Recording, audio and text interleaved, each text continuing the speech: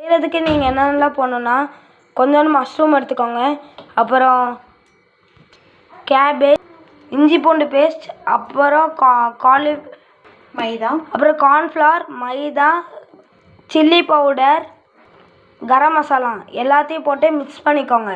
உங்களுக்கு எவ்வளோ தேவையோ அவ்வளோ போட்டுக்கலாம். உங்களுக்கு எல்லாமே லிமிட்டடாக போடணும். மிக்ஸ் ஆகிறதுக்கு 1 கிளாஸ் தண்ணி ஊற்றி கொஞ்சோண்டு மிக்ஸ் பண்ணி பாருங்கள்.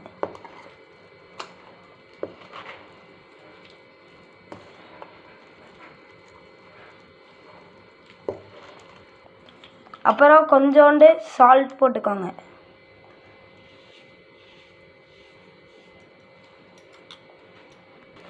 நீங்கள் பக்கோடா பண்ணுவீங்களே அந்த மாவு பதத்துக்கு வர அளவுக்கு தண்ணி ஊற்றி மிக்ஸ் பண்ணுங்கள். இப்போ நாங்கள் ஆயில் ஊற்றியாச்சு. இப்போ நாங்கள் பக்கோடா சைஸுக்கு போட்டு எடுக்க போகிறோம்.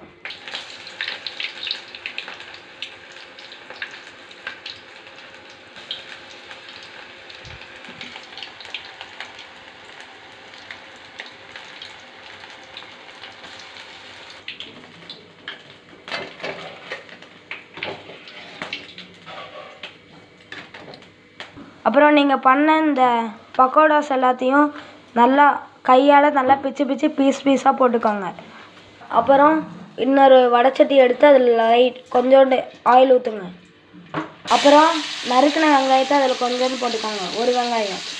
உங்களுக்கு எவ்வளோ வெங்காயம் தேவையோ அவ்வளோ போட்டுக்கலாம்.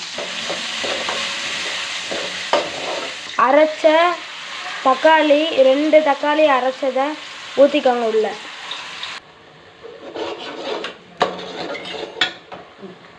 கொஞ்சம் சுகர் போட்டுக்கோங்க.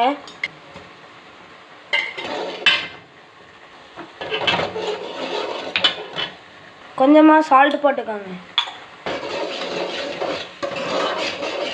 கார்ன்ஃப்ளவரை நீங்கள் அரைச்சிருப்பீங்களா டொமேட்டோ, அதில் கார்ன்ஃப்ளவரை கலக்கி அதை இதில் ஊற்றிக்கோங்க. நீங்கள் உள்ளே கொண்டு போகிறீங்களா?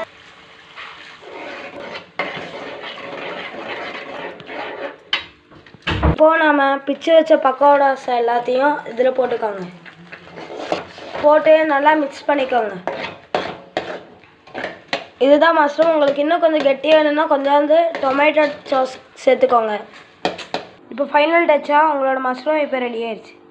நீங்களும் ட்ரை பண்ணி பாருங்கள். இந்த வீடியோ பிடிச்சிருந்தால் லைக் பண்ணுங்கள், சப்ஸ்கிரைப் பண்ணுங்கள், ஷேர் பண்ணுங்கள்.